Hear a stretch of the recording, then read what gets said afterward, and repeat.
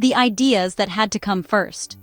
Before America had borders, before it had an army, before it even had a name, it had an idea. That may sound strange. Most nations begin with power, with kings, armies, or conquest. They claim land first and decide what it means later. America did the opposite. Instead of building an army first, its founders built an argument. They believed that if they could explain why a nation should exist, what it stood for, what kind of people it was meant to protect, and what limits should restrain power, then everything else could follow. That belief shaped the American experiment from the very beginning. America was not founded to be the strongest nation in the world. It was founded to be a principled one. And that difference matters. When the founders gathered to challenge British rule, they did not begin by listing complaints or demands.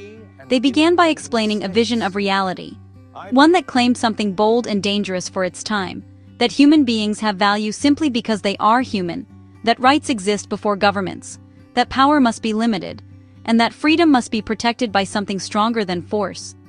These were not practical ideas. They were moral ones. Moral ideas are risky. They cannot be enforced by armies alone. They must be understood, believed, and defended by ordinary people. That is why America's story begins not with a battlefield, but with words. History books often focus on what happened: wars, elections, laws, victories, and failures. But underneath every event is an idea. Ideas shape decisions. Decisions shape laws. Laws shape societies. When ideas are removed from history, events become confusing or meaningless. When ideas are understood, patterns begin to appear. That is why this study begins with principles. Not to tell students what to believe, but to help them understand why Americans have argued the way they have for more than 2 centuries. Founding a nation on principles is harder than founding one on power. Power can silence disagreement. Principles invite it.